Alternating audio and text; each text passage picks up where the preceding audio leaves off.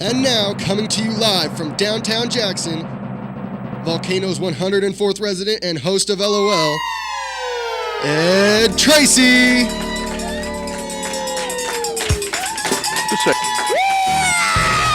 The segment you just watched is all of it.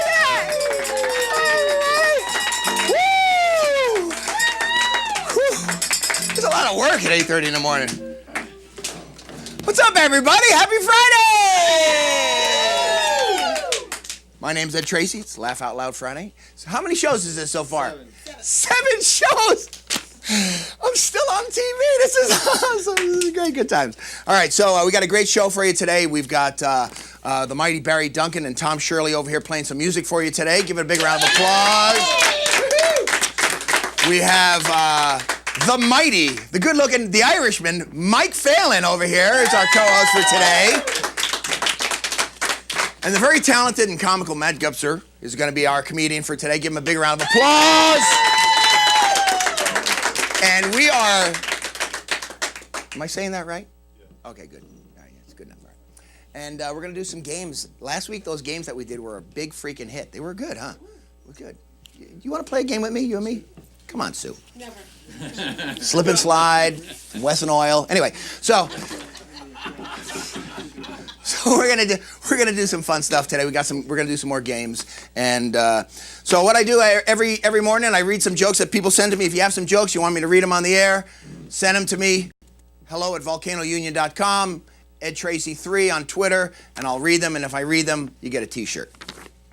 I don't know where I'm going to get the T-shirts. Oh, the Volcano Union Inn, everybody. Volcano. Shameless plug. Round of applause for the Volcano Union Inn. Thank you. So these are, most of these, strangely enough, are Rodney Dangerfield one-liners. I love. You ever seen my imitation of Rodney Dangerfield? Okay. Anyway. All right. Thank you so much. All right. When I was a kid, it wasn't that funny. When I was a kid, I got no respect. My mother breastfed me through a straw. All right, good. Okay. When I was born, the doctor came out of the waiting room and said to my father, "I'm very sorry. We did everything we could, but he pulled through." I don't know if I should. I'm getting there. These are really bad. I have to skip through some of these. When I was a kid, I got no respect. I worked in a pet store. People kept asking how big I get. Right. I'm so ugly, my proctologist stuck his finger in my mouth. Oh, ouch. Can I say that on TV? All right. I'm so ugly, my father carries around the picture of the kid who came with his wallet. Oh, yeah.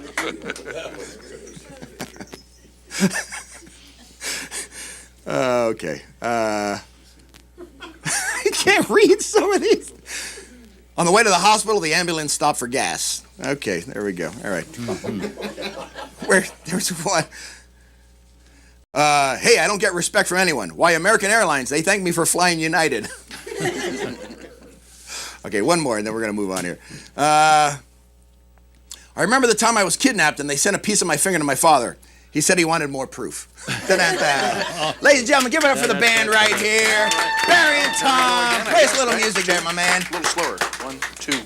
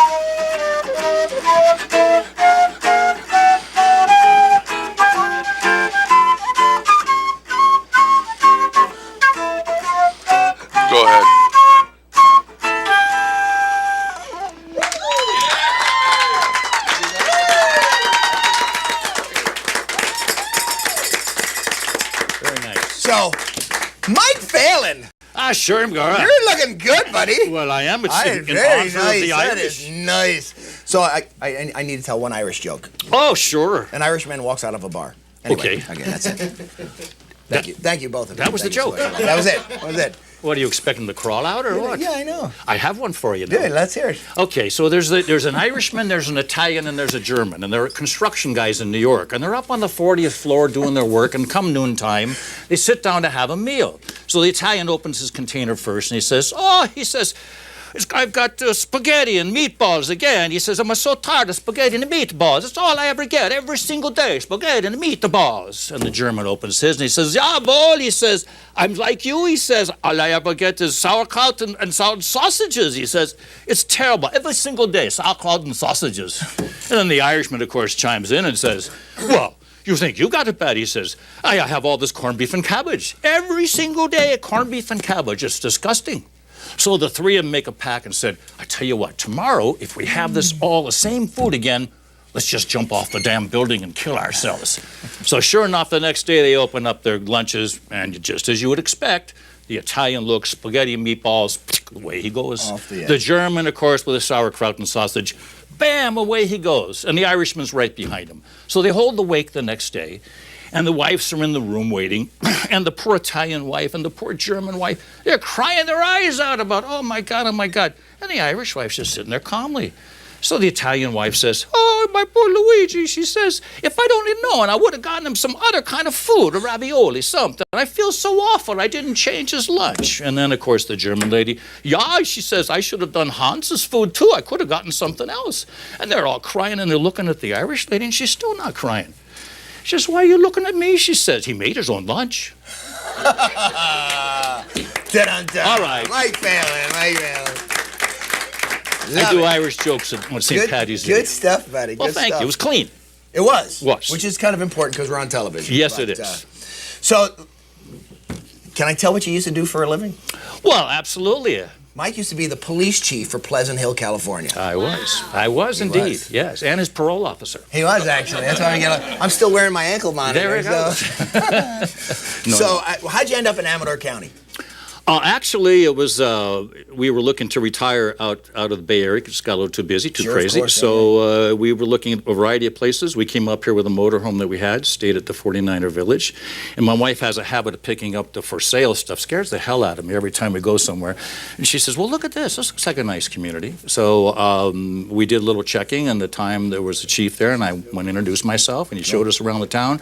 And what I found was that people were really friendly. You know, some small towns, unless you've lived there for 1,000 years, they're not going to talk to you. But Sutter Creek was real friendly. Very friendly. We found a house. We bought it in 2 days, sold our house where we lived in Benicia in about 2 days, and we've been up here ever since 2002. Love it. Benicia's a cute town, too. Yeah, we were right on the water, yeah. But it was got to be a little, being in Pleasant Hill yourself, my friend. Yes, we didn't know that till I met Ed up at the Union, that he also worked in Pleasant Hill, my town. And some of the more interesting bars, as I recall. Magoo's. Oh, ouch. And, all those, and Ziofredo's. Yes. It was interesting, yeah. So. So, and you are involved with Main Street Theater Works. I am. And tell me what you do for them and... just about everything. But short of that, no. I'm actually on the board of directors now. I was past president for 7 years. And so, my job is to promote the programs that we do out there. As many of the audience knows, we have the amphitheater out there at Barry knows his band's performed out there on the free Friday night shows. And so Barry's in a band? He is. Yeah, he's in a great band. I didn't even know. Or two or three. Yeah. So I promote the program, try to keep the program going out there as part of the board of directors, and I work at the amphitheater, cut the grass the other day, working on a bathroom construction project we're trying to get done. And you also perform, right?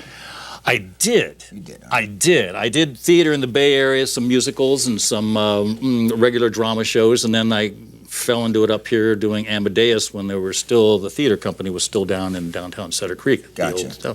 So then one thing led to another, and then they sucked me into 2 Shakespeare plays, but his English is awful. It's just absolutely awful. I had a hell of a time with his English, So I finally said, no, that's enough. So I haven't done any plays in a while. It's been a little while. My wife keeps saying, get back on stage. And I said, remember all the lines. The age is setting in. What's your name? Yeah, exactly. Where are we? So yeah, no, we're doing good. So I like it. It's a lot of fun. The amphitheater is a great venue out there. We seat about 300 and some odd people out there. It's a good venue. It's a really beautiful good venue. location. Yeah. So. And we were talking about this before. You know, Volcano's got community theater. Yes. Love community theater, but these are paid actors, right? No, they get gas money. Oh, yeah, right. There's kind of like the band in the comics. Yeah, right. No, we don't pay anybody. We give a small stipend to our director, and that's about it. So it's basically, this is all free. Are they SAG? Are they after? No, they can't perform through SAG because we don't pay. Gotcha. SAG is the professional, as Ed knows, professional organization for actors, and since we don't pay our actors, we can't use SAG. But it's a training step for those that want to get into the SAG union to come up and do it. So we draw. Most of our actors are from Sacramento area. They come up here and want to do our shows. They like the venue, like the professional work that we do here. So, gotcha. And we've won a lot of awards for our productions. And we're going to talk a little bit more about it before we start our next segment. We're going to talk a little bit of what's coming up there and stuff. Absolutely. But we're going to take it out with Barry and Tom, play us a little music, and we'll be back after the break, everybody.